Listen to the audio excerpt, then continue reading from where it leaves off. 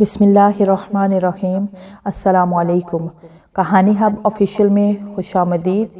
آج پھر دوستوں میں آپ کے لیے ایک بہت ہی اچھی اور سچی کہانی لے کر آئی ہوں۔ نئے آنے والے دوستوں سے گزارش ہے کہ وہ میرا چینل کو سبسکرائب کریں اور بیل آئیکن کو پریس کریں۔ تو چلیں بڑھتے ہیں کہانی کی جانب۔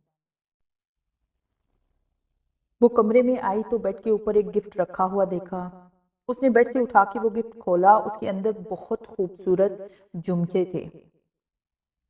اسے بچپن ہی سے جولی میں سب سے زیادہ جھمکے پسند تھے۔ منت کو خوشی کے ساتھ ساتھ حیرت بھی ہو رہی تھی، کیونکہ حاشر نے پچھلے کچھ سالوں سے اپنے ساتھ ساتھ سیرت اور منت کو بھی نظر انداز کر دیا تھا۔ منت تو خوشی سے پھولے نہ سمائی اور جٹ سے فیصلہ کر لیا کہ یہ جھمکے وہ سیرت کے نکاح میں پہنے گی۔ پھر اس کی نظر گفٹ کے ساتھ رکھے چھوٹے سے کارڈ پر گئی، جس پر تحریر تھا: میری زندگی کو خوبصورت بنانے کے لیے شکریہ، ہیپی ویڈنگ اینیورسری۔ آج منت اور حاشر کی شادی کی 6 سالگرہ تھی۔ منت یہ بات کیسے بھول گئی؟ سچ تو یہ تھا کہ جب سے حاشر نے اپنی ذات کو اگنور کرنا شروع کیا تھا، منت اپنے آپ کو کہیں بھول گئی تھی، اور پچھلے 3 سال سے انہوں نے کون سی خوشی ساتھ منائی تھی جو یہ یاد رہتی۔ وہ کمرے سے باہر نکلی تو سامنے سے سیرت آ رہی تھی۔ سیرت، تمہارے بھائی کہاں ہیں؟ بھائی کو میں نے چھت کی طرف جاتے دیکھا ہے، سیرت نے بتایا۔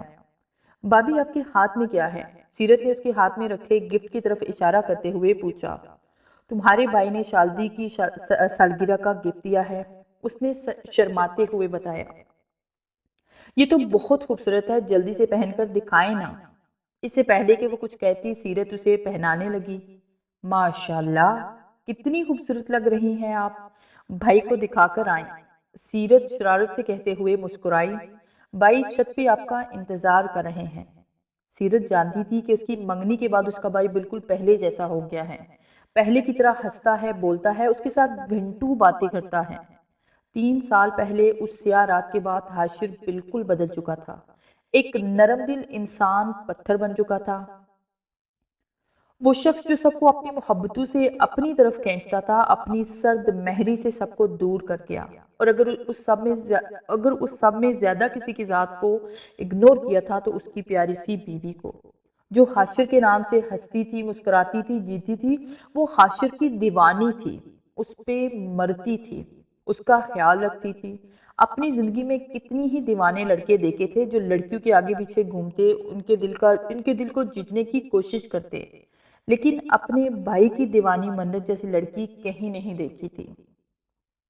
وہ چھت پہ آئی تو حاشر چھت کی دیوار پہ بازو رکھے آسمان کی طرف دیکھ رہا تھا۔ پیچھے کسی کی موجودگی کا احساس ہوا تو وہ مسکرایا۔ گفٹ کیسا لگا؟ حاشر نے پوچھا۔ بہت پیارا، وہ چہکتے ہوئے بولی۔ پیاری سی بیوی کو مد نظر رکھتے ہوئے خریدا ہے۔ منت مسکراتے ہوئے آگے بڑھی اور پیچھے سے اس کو اپنی باہوں میں لیا۔ تھینک یو، منت نے حاشر کی گرد باہوں کا گھیرا بناتے ہوئے کہا۔ منت کا سر حاشر کی پیٹ پہ تھا اور دونوں بازو سے اس کے گرد لپیٹے ہوئے تھا۔ حاشر مڑا اور اسے اپنے سینے سے لگایا۔ تمہیں پتا ہے تمہارے کتنے تھینک یو مجھ پر ادار ہیں؟ میں نے تو کبھی نہیں کہا۔ تم کیوں کہتی ہو؟ حاشر اس کے ارد گرد گھیرا بناتے ہوئے بولا۔ بہت پیاری لگ رہی ہو، حاشر نے کانوں کے جھمکے کو چھیڑتے ہوئے کہا۔ سیرت نے پہنا دیے، میں اس کے نکاح میں پہننے والی تھی۔ ہاں، سیرت کا نکاح، یہ لفظ اس کے لیے سکون کا باعث تھا۔ خیر، میرا گفٹ، اس نے آگے ہاتھ پھیلاتے ہوئے شرارت سے کہا۔ آپ کا گفٹ؟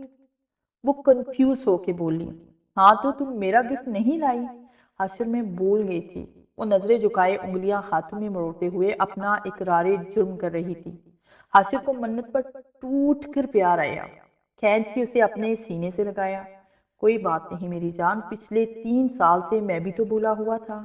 منت نے کبھی اس سے شکایت نہ کی تھی، لیکن ایک آنسو آیا۔ یہ آنسو کوئی شکایت کا نہیں بلکہ منت کی خوشی کا تھا۔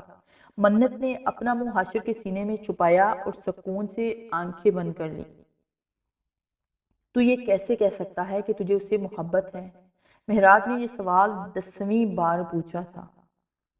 تو اور یہ کیا ہے؟ اس نے مسکراتے ہوئے پوچھا۔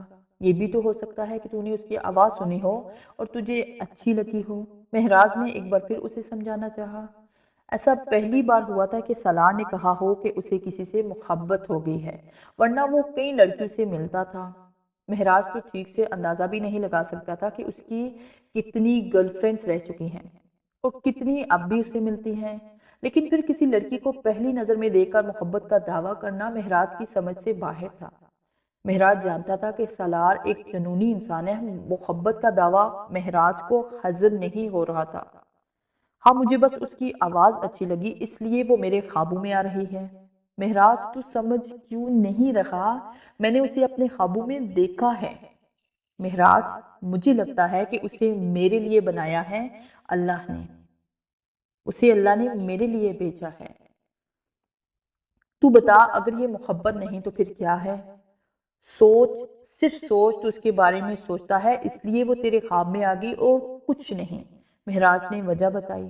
نہیں، میں کسی کے بارے میں نہیں سوچتا، حسین سے حسین لڑکی ہی کیوں نہ ہو۔ میں نے آج تک کسی لڑکی کے بارے میں نہیں سوچا، آج تک کوئی لڑکی میرے خوابوں میں نہیں آئی۔ مہراج، وہ بے بسی سے بولا۔ تجسس بھی تو ہو سکتا ہے۔ مہراج نے پھر وجہ بتائی۔ کمینے، تجھے سمجھ کیوں نہیں آ رہا کہ مجھے محبت ہو گئی ہے؟ وہ غصے سے چلایا۔ جس پر کچن میں چائے بناتی آیت تپ گئی۔ اتنی بھی تمیز نہیں اس بندے کو کہ کسی کے گھر میں بیٹھا ہے۔ اگر یہ مہراج کا بیسٹ فرینڈ نہ ہوتا تو ہاتھ پکڑ کے گھر سے باہر نکال دیتی۔ یار کیا کر رہا ہے؟ آہستہ بول، آیت سن لے گی، مہراج نے اشارے سے کہا۔ ہاں آیت بابی، جب تجھے ان سے محبت ہوئی تھی تو تجھے کیسا محسوس ہوتا تھا؟ سالار، تو میرے حالات سے ناواقف تو نہیں؟ ہاں میرے یار، میرے ساتھ وہی ہو رہا ہے، مجھے ساری رات نیند آتی ہے، نہ دن کو سکون ملتا ہے، بس دل کرتا ہے وہ میرے سامنے بیٹھی رہے اور میں اسے دیکھتا رہوں۔ مہراج، میرا دل چلا چلا کے کہہ رہا ہے کہ مجھے اس سے محبت ہو گئی ہے، یہ محبت ہے مہراج۔ وہ مہراج کی آنکھوں میں دیکھتے ہوئے یقین سے پوچھ رہا تھا۔ مہراج نے مسکرا کر اسرار میں سر ہلایا۔ میں آپ کو کتنی بار بتا چکی ہوں کہ میں لڑکوں سے دوستی نہیں کرتی، میری ایک ہی دوست کافی ہے۔ جی میری پیاری بہنا، میں جانتا ہوں کہ آپ لڑکوں سے دوستی نہیں کرتی اور آپ کے لیے ایک ہی دوست کافی ہے، مگر وہ اس کالج میں نہیں ہے۔ زاویار نے اسے سمجھانے کی کوشش کی۔ لیکن میں جب چاہے اسے یہاں بلا سکتی ہوں، سیرت نے کہا۔ یعنی کہ آپ میری دوستی قبول نہیں کر رہے ہیں، آپ کا یہ آخری فیصلہ ہے؟ زاویار نے مسکراتے ہوئے کہا۔ جی ہاں، یہ میرا آخری فیصلہ ہے، سیرت نے منہ بسوڑتے ہوئے کہا۔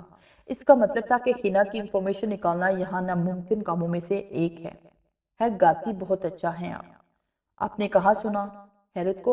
سیرت کو حیرانگی ہوئی۔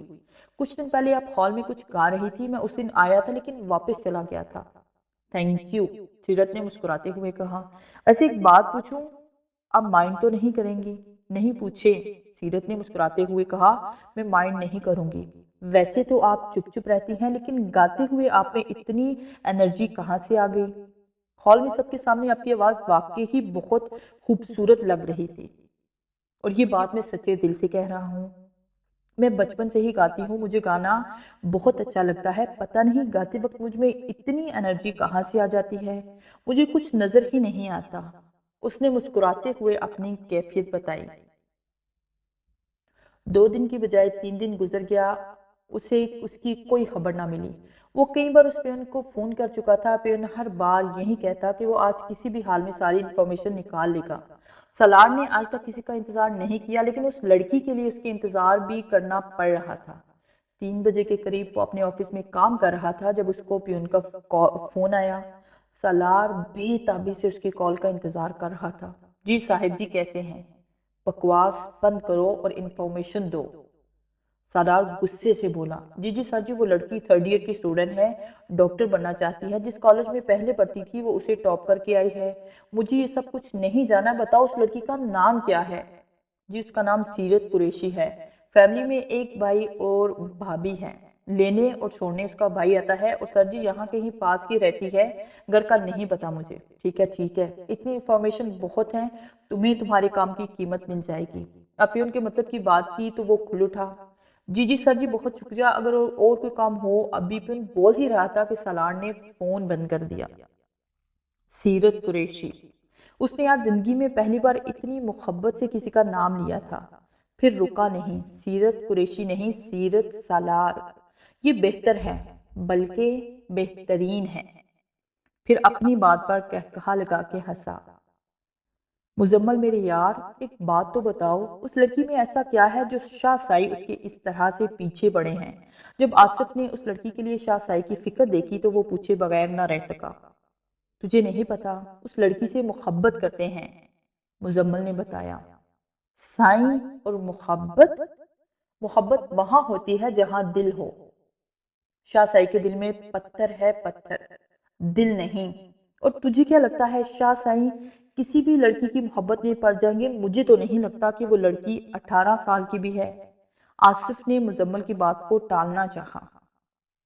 آصف، اللہ چاہے تو پتھر کے سینے میں بھی محبت پیدا کر دے، شاہ سائی تو پھر انسان ہے۔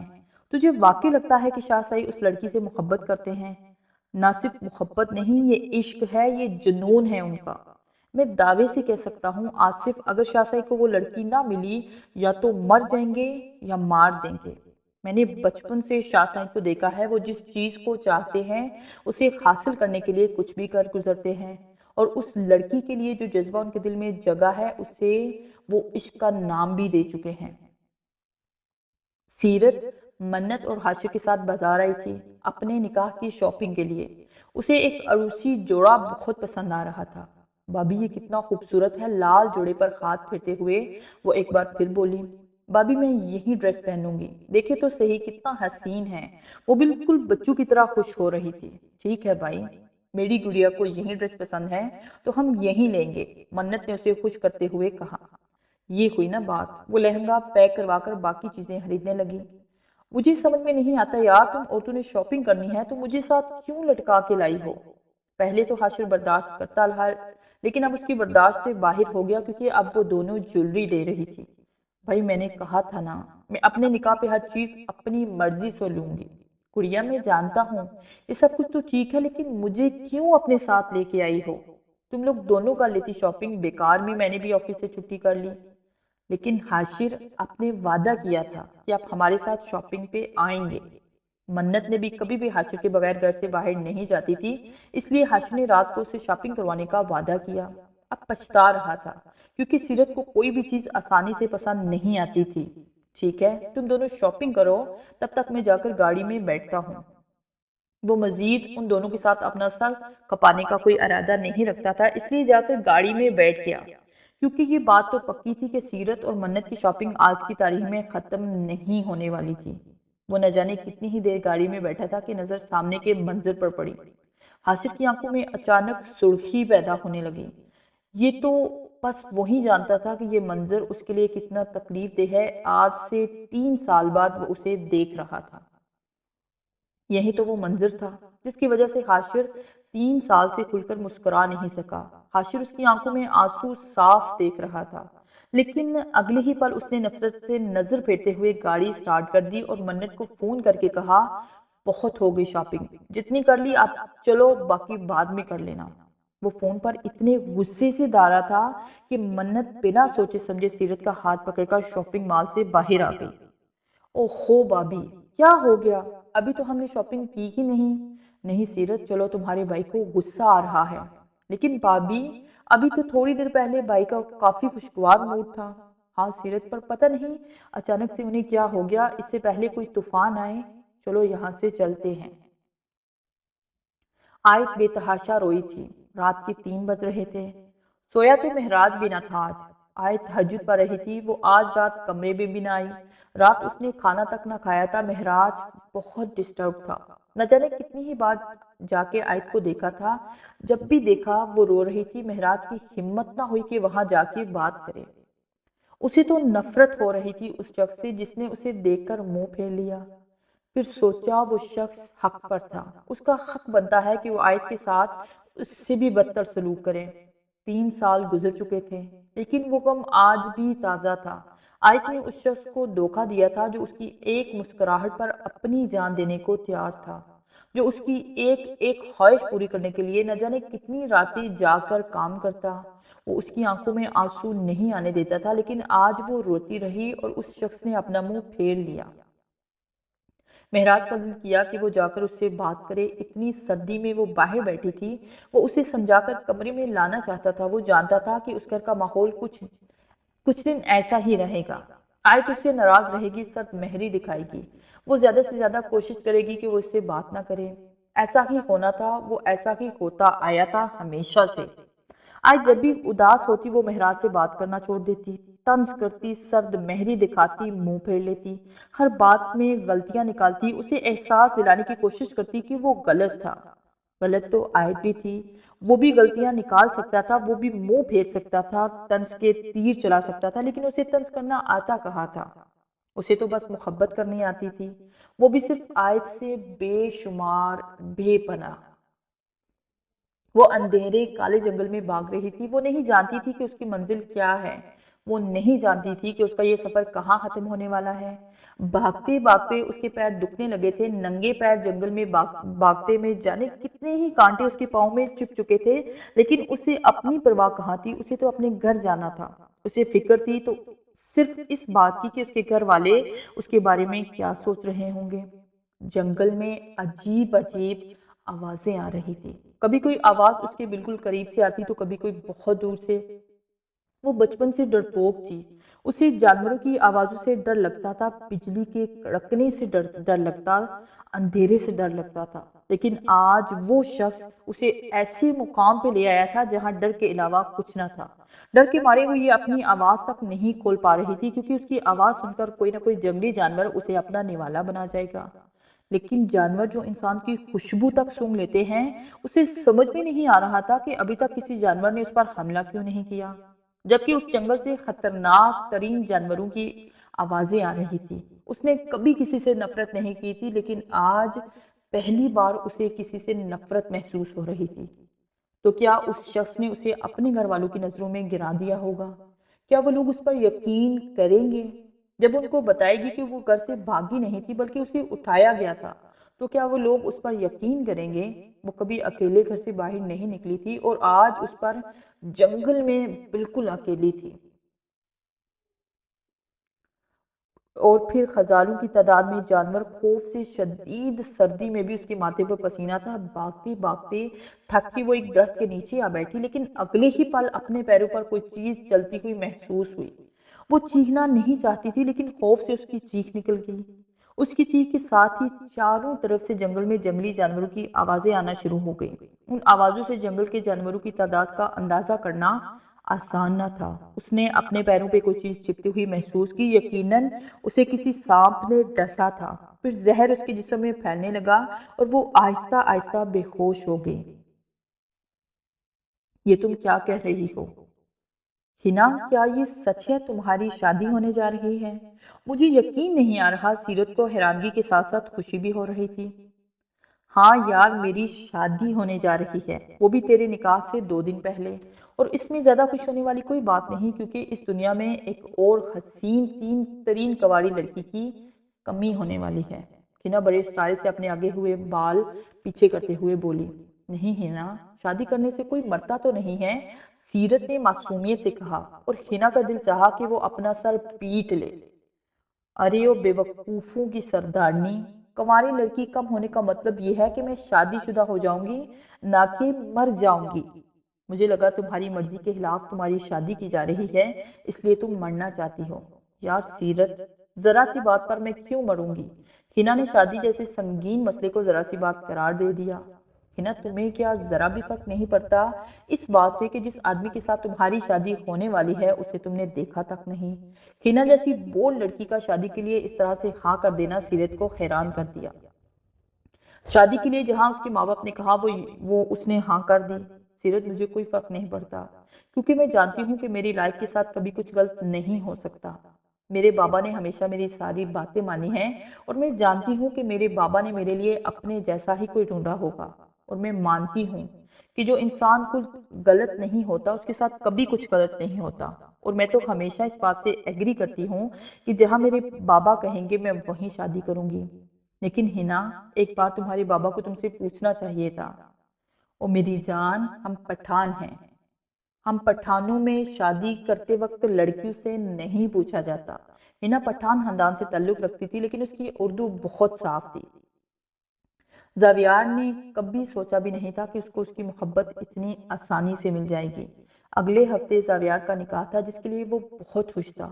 یقین نہیں آ رہا تھا کہ جس لڑکی نے پہلی ہی نظر میں اسے محبت کا مفہوم سمجھا دیا، اگلے ہفتے وہ اس کی زندگی میں شامل ہونے جا رہی ہے۔ زاویار نے سیرت کو باتوں میں لگا کر ہنا کی انفارمیشن نکلوائی اور فوراً ہی اس کے گھر اپنا رشتہ بھیج دیا۔ حیرانگی تو تب ہوئی جب ہنا کے بابا اور زاویار کے بابا سکول کے زمانے سے کلاس فیلو نکلے۔ تو پھر کیا تھا؟ زاویار کے بابا نے ہنا کا رشتہ مانگا۔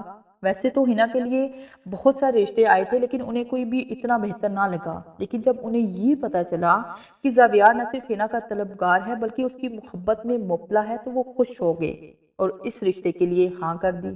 لیکن مسئلہ یہ تھا کہ زاویار اگلے ہی ہفتے 3 ماہ کے لیے کینیڈا جانے والا تھا اور وہ لوگ چاہتے تھے کہ وہ ہنا کی شادی کر دیں تاکہ زاویار اور ہنا دونوں کینیڈا جائیں۔ لیکن ہنا کے بابا نے ان کا یہ مسئلہ حل کر دیا کیونکہ وہ چاہتے تھے کہ وہ جلد سے جلد اپنی بیٹی کو اس کے گھر میں ہنستا بستا دیکھیں۔ زاویار کے سارے مسائل حل ہو گئے تھے۔ ہنا کا سب سے بڑا مسئلہ سامنے آیا، بابا کو اتنی جلدی کیا تھی یار، میرا مینیکیور پیڈیکیور فیشل کتنا کچھ کرنا ہے میں نے۔ بابا کو تو لڑکیوں کی پرابلمز کا پتہ ہی نہیں ہے، کتنے مسائل ہوتے ہیں دلہن کے۔ پھر کیا تھا؟ ہنا میڈم اپنا بیگ اٹھا کے اپنے پیاری سی سہیلی کا ہاتھ تھام کر، جس کا اپنا نکاح اس کے نکاح کے 2 دن بعد تھا، بیوٹی پارلر چلی گئی۔ آئے 3 دن سے کھانا برائے نام کھا رہی تھی۔ وہ ہر وقت پریشان رہتی، ہر وقت روتی رہتی اور ساتھ پر بھی کم دھیان دیتی، جس پر مہراج کو غصہ بہت۔ وہ ہر وقت پریشان رہتی، ہر وقت روتی رہتی اور ساتھ پر بھی کم دھیان دیتی، جس پر مہراج کو بہت غصہ آتا تھا، لیکن اس کی ذہنی کیفیت کے مد نظر اگنور کر دیتا۔ وہ جتنا ہو سکے خود ہی ساتھ کا خیال رکھتا۔ 3 دن سے ٹھیک سے کھانا نہ کھانے کی وجہ سے آج اس کی طبیعت زیادہ بگڑ گئی۔ مہراج نے گھر پر ہی ڈاکٹر بلوا کر اسے ڈرپ لگوائی تھی۔ مہراج اور عائد 3 دن سے ایک دوسرے کو صرف ضرورت کے وقت ہی مخاطب کرتے۔ مہراج اپنے آپ کو قصوروار سمجھتا اور عائد کو بھی ساری غلطی مہراج کی ہی لگتی تھی۔ عائد جانتی تھی کہ جتنی غلطی مہراج کی ہے اتنی ہی اس کی بھی ہے، لیکن پھر بھی جب بھی اسے اپنی غلطی کا احساس ہوتا وہ سارا الزام مہراج کو دیتی اور مہراج کو ان سب باتوں سے کوئی فرق نہیں پڑتا تھا۔ وہ تو بس یہ چاہتا تھا کہ اس کی عائد خوش رہے۔ لیکن اس بار عائد نے مہراج سے کچھ نہیں کہا۔ اس نے تو اس سے بات تک کرنا چھوڑ دی، شاید اسی لیے اس نے کھانا کھانا بھی چھوڑ دیا تھا۔ اپنے دل میں غبار رکھنے کی وجہ سے عائد کی طبیعت بہت خراب ہو گئی۔ جب اس کی آنکھ کھلی تو اپنے آپ کو مٹی کے کمرے میں پایا۔ صاف ستھری چارپائی اور چادر کے اوپر سردی کے باعث ڈبل رضائی رکھی گئی تھی۔ کمرہ صاف ستھرا اور خالی تھا۔ کمرے میں 2 دروازے تھے، ایک جو گھر کے اندر جاتا تھا اور ایک باہر۔ وہ ہمت کر کے اٹھی اور باہر کی طرف دیکھا جہاں بہت تیز بارش ہو رہی تھی اور کچھ مرد آپس میں باتیں کر رہے تھے۔ یقیناً وہ شاہ کے آدمی تھے۔ اس کا مطلب تھا کہ اس کی آزادی ختم ہو چکی ہے۔ وہ اٹھی اور گھر کے اندر جانے والے دروازے کی طرف آئی، جہاں تھوڑے سے فاصلے پر ایک اور کمرہ تھا جو شاید کچن تھا، جس میں آگ جل رہی تھی۔ وہ آگے نہیں گئی بلکہ واپسی اسی کمرے میں آ کر چارپائی پر لیٹ گئی اور سوچنے لگی کہ اب وہ یہاں سے کس طرح نکلے گی، نکل بھی پائے گی یا نہیں۔ وہ بچپن سے پری اور دیو کی کہانی سنتی آئی تھی، جس میں دیو پری کو اٹھا کر لے جاتا ہے اور ہمیشہ ہمیشہ کے لیے اپنے پاس رکھتا ہے، پھر ایک شہزادہ آ کر اسے چھوڑ آتا ہے۔ اس وقت پریوں اور دیو کی وہ کہانی اسے اپنی زندگی جیسی لگ رہی تھی۔ کیا اسے چھڑانے کے لیے بھی کوئی شہزادہ آئے گا یا وہ ہمیشہ ہمیشہ اس دیو کی قید میں رہے گی؟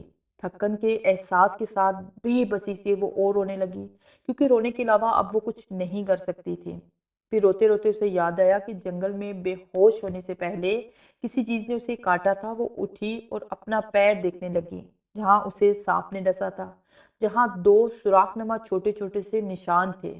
اسے پھر سے وہ ڈرانی رات یاد آنے لگی۔ وہ ہمیشہ سے ڈرپوک تھی، اس کو لگتا تھا کہ اگر بجلی زیادہ کڑکی تو اسے آگ لگ جائے گی۔ بی بی جی، آپ کو ہوش آ گیا؟ ایک عورت اس کمرے میں آئی اور اس کو دیکھتے ہوئے بولی۔ اسے دیکھ کر وہ اٹھ کر بیٹھنے لگی، لیکن عورت نے اٹھنے نہیں دیا۔ ابھی آپ کی طبیعت ٹھیک نہیں ہے، یہ کون سی جگہ ہے؟ اس نے کمرے کے باہر کی طرف اشارہ کرتے ہوئے کہا۔ بی بی جی، یہ میرا گھر ہے۔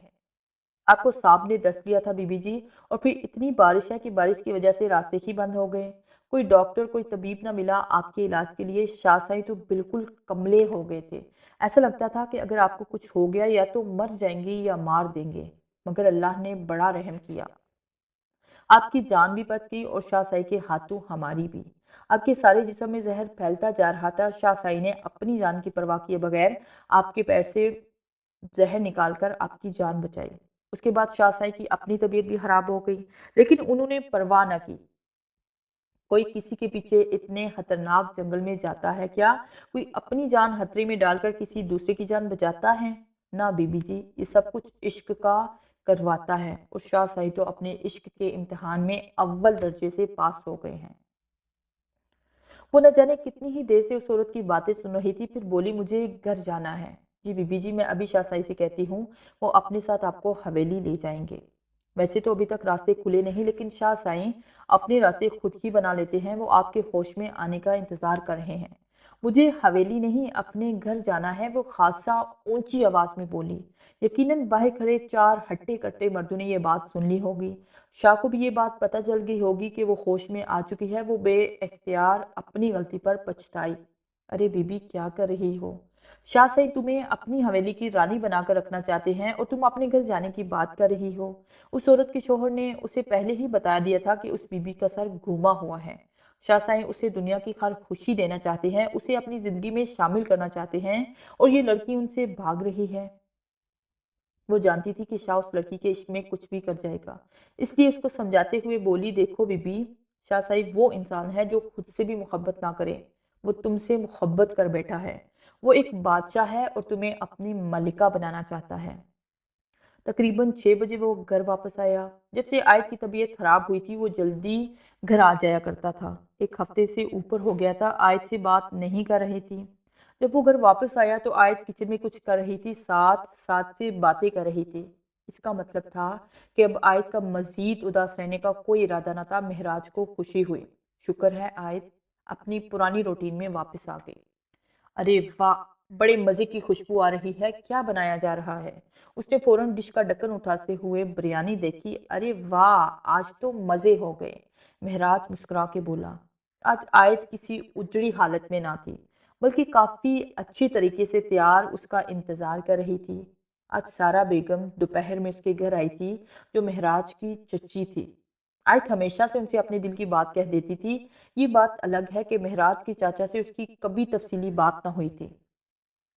چاچی نے اسے سمجھایا کہ وہ اپنے اور مہراج کے ساتھ غلط کر رہی ہے۔